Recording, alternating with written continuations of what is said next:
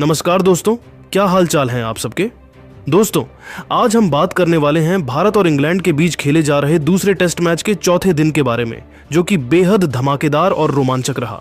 भारतीय गेंदबाजों ने एक बार फिर अपनी काबिलियत दिखाई, खासकर अर्शदीप सिंह ने, जिन्होंने चौथे दिन 2 और विकेट लेकर अपने डेब्यू टेस्ट में 5 विकेट पूरे किए। वहीं भारतीय बल्लेबाजी में यशस्वी जायसवाल और केएल राहुल ने तूफानी प्रदर्शन करते हुए इंग्लैंड के गेंदबाजों की बखिया उधेड़ दी। लेकिन दोस्तों, उससे पहले अगर आपको भारत और इंग्लैंड के बीच खेले जा रहे इस दूसरे टेस्ट मैच का यह महामुकाबला पसंद आया हो तो हमारे इस वीडियो को दिल से एक लाइक जरूर कीजिएगा। आज के इस वीडियो का लाइक टारगेट है सिर्फ और सिर्फ 3000 लाइक्स, तो लाइक करना बिल्कुल भी मत भूलिएगा। अब हम बिना किसी देरी के इस एक्साइटिंग हाइलाइट्स को डिटेल्स में आपको बताते हैं। दोस्तों, आपकी जानकारी के लिए बता दें कि दूसरे टेस्ट मैच में भारतीय टीम ने पहली पारी में 593 रनों का विशाल स्कोर खड़ा किया था, जिसके जवाब में इंग्लैंड की टीम तीसरे दिन का खेल खत्म होने तक 90 ओवर में 261 रन बना चुकी थी, लेकिन उनके 6 विकेट गिर चुके थे।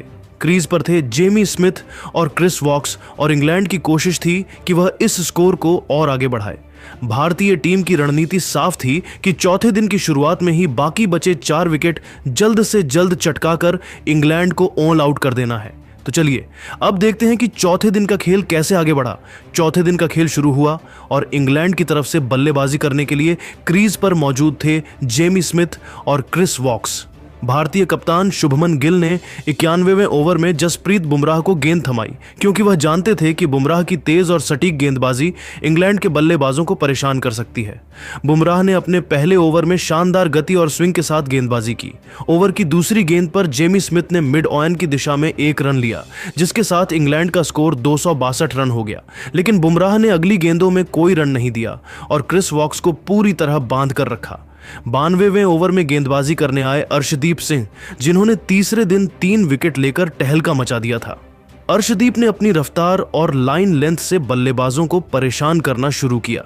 ओवर की तीसरी गेंद पर क्रिस वॉक्स ने डिफेंड करने की कोशिश की, लेकिन गेंद उनके बल्ले का बाहरी किनारा लेते हुए स्लिप में खड़े यशस्वी जायसवाल के हाथों में चली गई।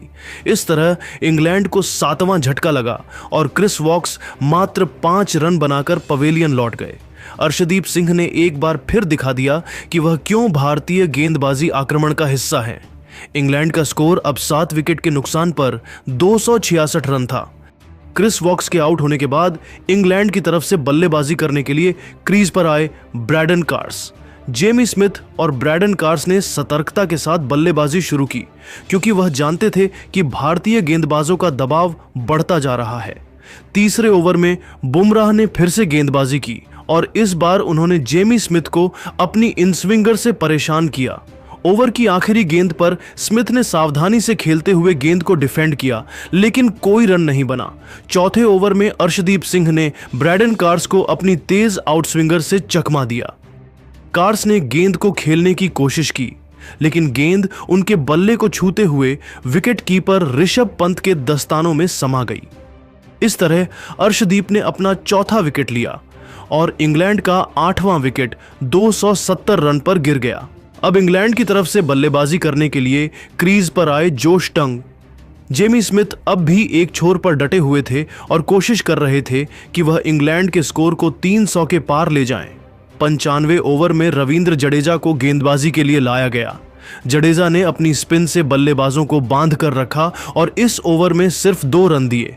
96वें ओवर में अर्शदीप सिंह ने फिर से आक्रमण किया और जोश टंग को अपनी तेज यॉर्कर से परेशान किया।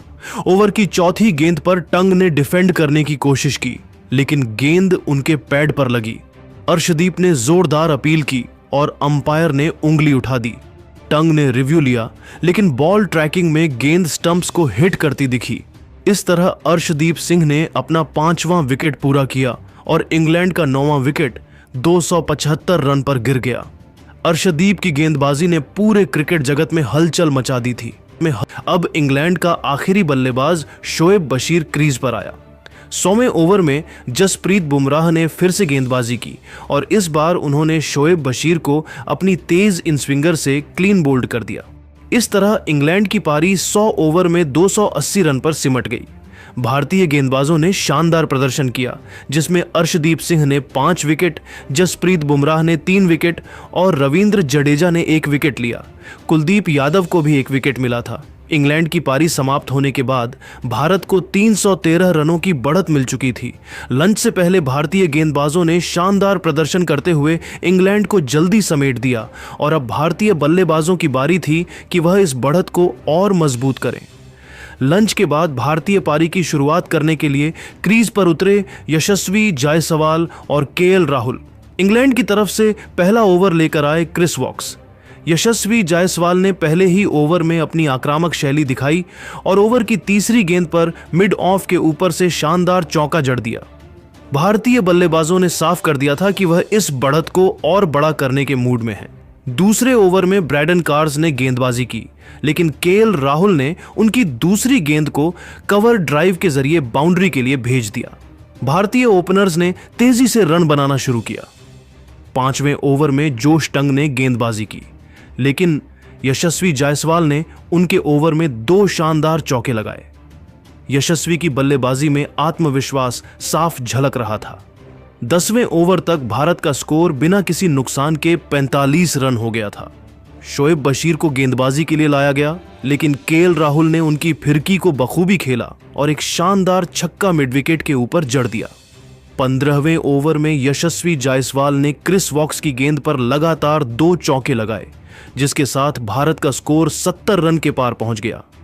20वें ओवर में इंग्लैंड के कप्तान बेन स्टोक्स ने खुद गेंदबाजी की, लेकिन यशस्वी और राहुल ने उनकी गेंदों को आसानी से खेला।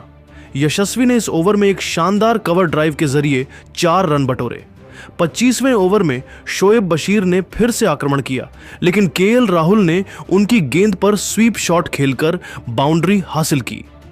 दोनों बल्लेबाजों ने शानदार साझेदारी करते हुए 30 ओवर में भारत का स्कोर बिना किसी नुकसान के 135 रन तक पहुंचा दिया। यशस्वी जायसवाल 75 रन और केएल राहुल 55 रन बनाकर नाबाद थे।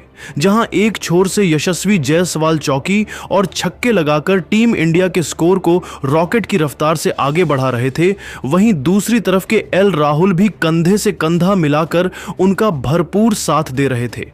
दूसरे सेशन के अंत तक भारतीय बल्लेबाजों ने पूरी तरह से इंग्लैंड के गेंदबाजों ने इंग्लैंड की टीम पर पूरी तरीके से दबाव बनाकर रखा। यशस्वी और राहुल की जोड़ी ने इंग्लैंड के गेंदबाजों को कोई मौका नहीं दिया और तेजी से रन बनाए। टी ब्रेक के समय भारत का स्कोर बिना किसी नुकसान के 135 रन था। टी ब्रेक के बाद यशस्वी जायसवाल और केएल राहुल ने फिर से बल्लेबाजी शुरू की। इंग्लैंड की तरफ से गेंदबाजी की शुरुआत ब्रैडन कार्स ने की, लेकिन यशस्वी ने उनके पहले ही ओवर में एक शानदार छक्का लगाकर अपने इरादे जाहिर कर दिए।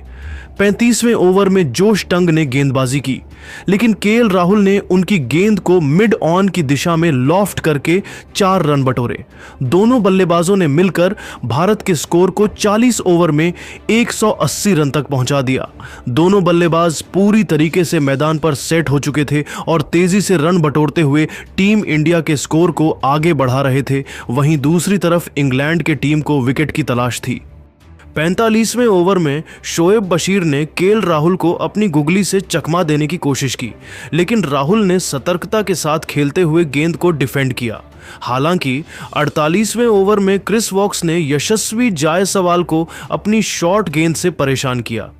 यशस्वी ने पुल शॉट खेलने की कोशिश की, लेकिन गेंद उनके बल्ले का ऊपरी किनारा लेते हुए मिड ऑन पर खड़े जो रूट के हाथों में चली गई।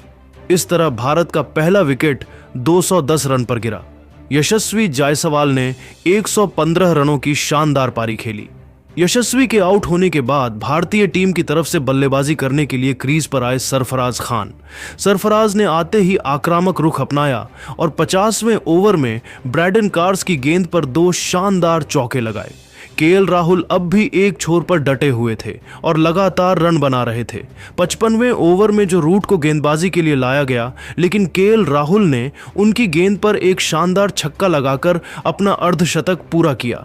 60वें ओवर में भारत का स्कोर 2 विकेट के नुकसान पर 300 रन के पार पहुंच गया। 65वें ओवर में शोएब बशीर ने सरफराज खान को अपनी फिरकी में फंसाया। सरफराज ने स्वीप शॉट खेलने की कोशिश की, लेकिन गेंद उनके बल्ले को छकाते हुए स्टंप्स पर लगी। इस तरह भारत का दूसरा विकेट 330 रन पर गिरा। सरफराज ने 45 रन बनाए। सरफराज खान का विकेट गिरने के बाद अब क्रीज पर आए कप्तान शुभमन गिल और राहुल ने सतर्कता के साथ बल्लेबाजी की और 70वें ओवर में भारत का स्कोर 380 रन तक पहुंच गया। 73वें ओवर में क्रिस वॉक्स ने केएल राहुल को अपनी तेज इन स्विंगर से चकमा दिया। राहुल ने डिफेंड करने की कोशिश की, लेकिन गेंद उनके पैड पर लगी। इंग्लैंड ने जोरदार अपील की और अंपायर ने उंगली उठा दी।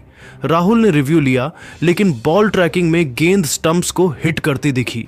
इस तरह राहुल 135 रन बनाकर आउट हो गए। भारत का तीसरा विकेट 400 रन पर गिरा। राहुल के आउट होने के बाद टीम इंडिया के स्टार विकेट कीपर बल्लेबाज ऋषभ पंत क्रीज पर आए। पंत के चेहरे पर विकेट गिरने का दबाव बिल्कुल भी नहीं दिख रहा था और आते ही अपनी आक्रामक शैली दिखाई और 74वें ओवर में जोश टंग की गेंद पर लगातार 2 छक्के जड़ दिए। शुभमन गिल ने भी एक छोर पर सतर्कता के साथ बल्लेबाजी की और पंत का बखूबी साथ दिया। 75वें ओवर में भारत का स्कोर 4 विकेट के नुकसान पर 457 रन तक पहुंच गया और इसी के साथ दिन का खेल समाप्त हुआ। ऋषभ पंत 35 रन और शुभमन गिल 25 रन बनाकर नाबाद थे। चौथे दिन भारतीय गेंदबाजों ने शानदार प्रदर्शन करते हुए इंग्लैंड को 100 ओवर में 280 रन पर ऑन आउट कर दिया। अर्शदीप सिंह ने अपने डेब्यू टेस्ट में 5 विकेट लेकर सबका दिल जीत लिया। वहीं भारतीय बल्लेबाजों ने दूसरी पारी में तूफानी बल्लेबाजी की, खासकर यशस्वी जायसवाल और केएल राहुल ने, जिन्होंने शानदार शतकीय साझेदारी की। चौथे दिन का खेल खत्म होने तक भारत ने 75 ओवर में 4 विकेट के नुकसान पर 457 रन बना लिए थे और उनकी कुल बढ़त अब 770 रनों की हो चुकी थी। लेकिन दोस्तों, अब आपको क्या लगता है कि भारत दूसरे टेस्ट मैच को कितने रनों के अंतर से जीतेगा? आप खुद नीचे कमेंट करके बताइए और क्रिकेट जगत से संबंधित ऐसी ही नई वीडियो के लिए हमारे चैनल को जरूर सब्सक्राइब करिए। धन्यवाद।